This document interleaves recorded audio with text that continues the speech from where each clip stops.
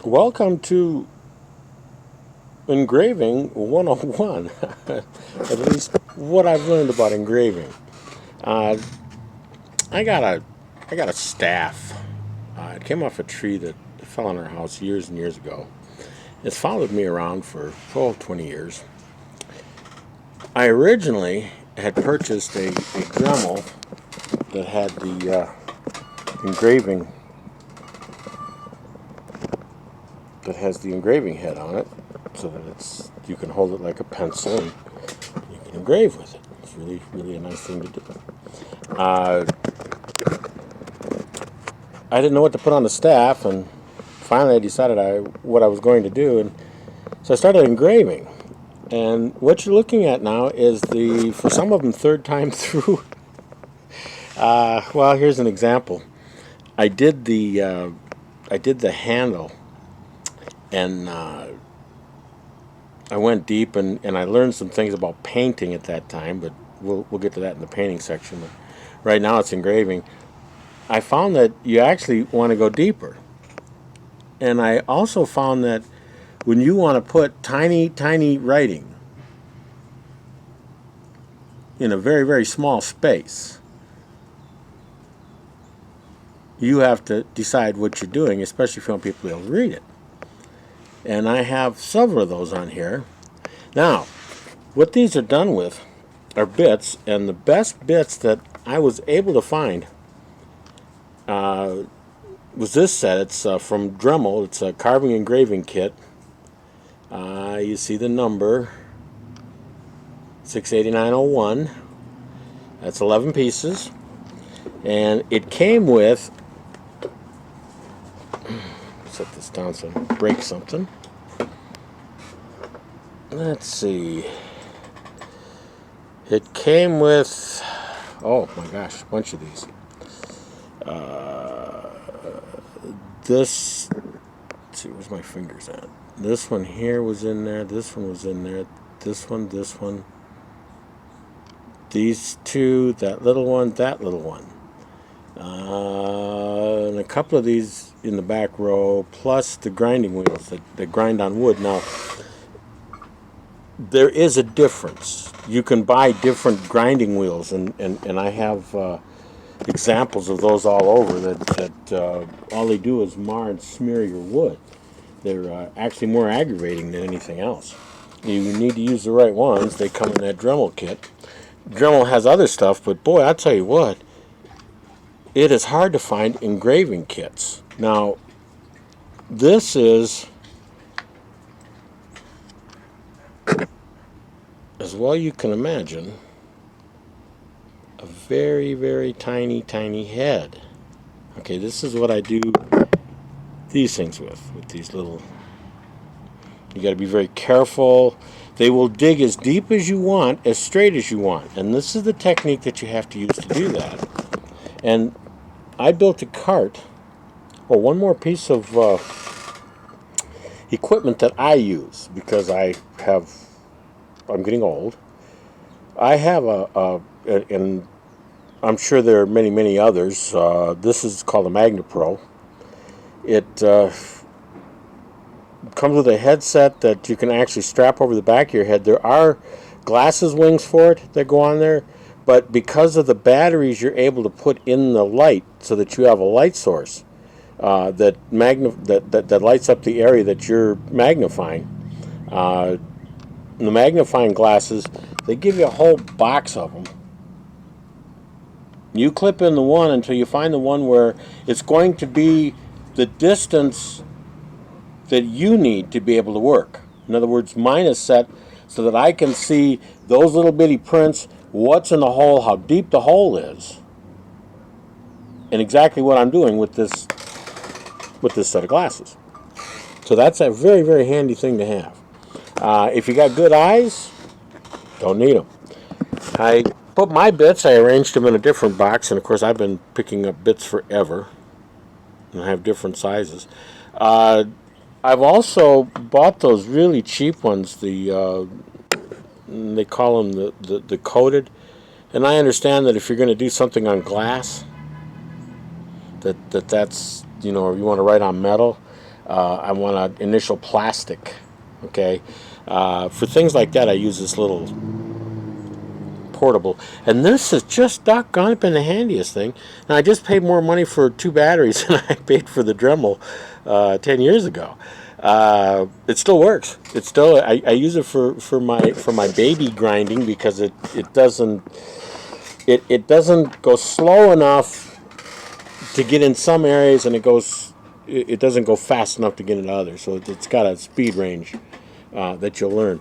Now, when you're working on something, you want to make sure you're comfortable. Now, this is backwards. The reason I say it's backwards is that this was specially designed so that when I'm working on it, I have a holder for the staff so it can't just flop off the end, because believe me, when you get engrossed in what you're doing, you won't think anything of it. I put the wing on there now. Here's the thing. Until I put this on here, you just lean on wood. And if you look up here, see that big fat thick glove right there? It's a glove in a glove. That's what I used to lay on this wood, and it'd slide it along with my arm. Or I'd put that towel on here. I used to put towel on the other side before I found these other black. These are pipe covers from pipes that never got covered. They're things that I've been hauling around forever. They seem to work. This whole bench really is used material. But I set it up so that I have something that I can lean my arm on when I'm holding my Dremel. Now, here's one of the more important things that you need to learn about a Dremel. All right, this little portable thing that I have will cut into everything that I'm doing right here, and it will do so amazingly fast and efficient in doing what I want it to do. I have to be in range, but here's the thing. I need to have my Dremel pointed the same direction I'm engraving. The reason is this choker up here. And I'm not going to say that it's not going to work, because I choked it. I used to bend around to my workbench right here and carve on there. And then I went to the table over there, which is why I got that sheet, and so I got padding and stuff. And finally I decided, well, geez, I better make it a little easier for me. And of course now I can start sitting back in my comfortable chair again, instead of up on this high rise that I have. But I can get close enough. I can hold this where I want it. I can stick my face right into it, and I can see what I'm doing. I can see what I'm cutting. If I go back here, you look, these cuts have not been filled yet. They've been cut, and sanded, sanded. Not because of the work, but because every time I looked at them, I thought, man, I want that deeper. Best example I can give you is Paul. The Paul is fairly deep. And it's a good, with a little glitter in there, Paul's going to show up like the rest of them. But what if I ever have to sand this, or if I decide to get rid of that brown? Because if you notice, the white really sets off. The brown does give it some tone, so I'm leaving it, but if at a later date I decide it goes, I don't want Paul to disappear. And I just like him deep. And this is Apostle. Okay, that brings us to the other thing that we're going to talk about right here. First off, make sure your Dremel's cutting nicely, and because otherwise you're going to get this choker up here, and I'm afraid that will put too much stress on your Dremel too fast. If I bend and curve it around within 20 minutes, the choker's hot. If I come out straight to my bench now, I can go an hour at a time and it won't do anything, won't phase anything. Okay, let's go to what we're doing here as a thought. First off, now I did not have a plan. I had a staff with some. I did the cuts and stuff, taking off dead like what you see right here. Okay, that was dead wood. Okay, where you see the faces up here, I just cleaned the dead wood out of it. Actually, I kind of the whole thing. There was just a place for everything that I had to put on it. Won't bore people to tears with what they are. Just what we're doing and trying to write. Now, in this little spot right here, I am trying to write across here and come across here. Now, once I've filled these in and it's got a color, like this one has a color and this one has a color, Now I had to go back again and I had to clean these out. It's like these right here have not been cleaned out. But I went deep enough the first time. I may not have to worry about that. I may be able to just fill them, glitter them, and I'm finished with them.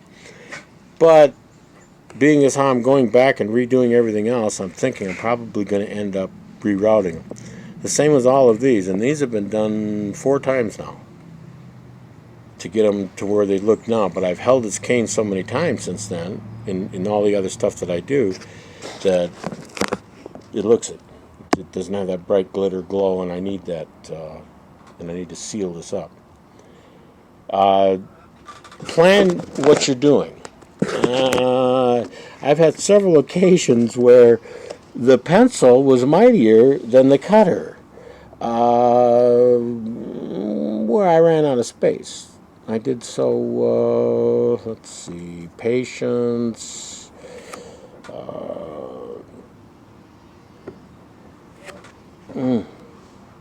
let's see, where am I? Yeah, I'm sorry, I need to have glitter in there to be able to see better than what I do.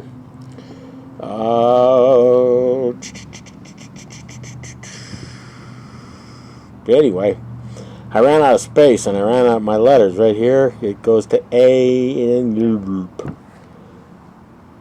And I kind of fudged on one of them. You'll find that in a couple of different places because I wanted more word than I had space to put it in. Now, that's not the same as being creative. Okay, like, let's see if there's enough color for you to see. Yeah, first of days. Okay, or in the case of mine elect. And it's M-I-N-E. Now, intentionally, I shared that E. Because there's supposed to be E and then E. L-E-C-T. So take some literary, and you're going to find that if you do things differently, and as I've gone along, my attitude towards things has changed. My decisions to make areas, like in this case, this has been sanded. This needs to be a whole different color. That's got to be a shimmering white coming down. You make these choices as you go along, but you have to engrave it and make sure that it's engraved. And guys, the one thing I will tell you is engrave it right the first time. Do the job right the first time. You won't end up what I'm doing here. I'm like this one here. This is Matthew, and I've 7:13. I got to redo that one. Sometimes if you do it right, you get it right. But there's still more work to be done. Anyway, that's what I can tell you about engraving. Find a comfortable spot. Find a place that you can work. You're going to be concentrating so much on what you're doing, you won't hear, see, think about anything around you. It's a very engrossing, enjoyable pastime. Good luck. mWalk.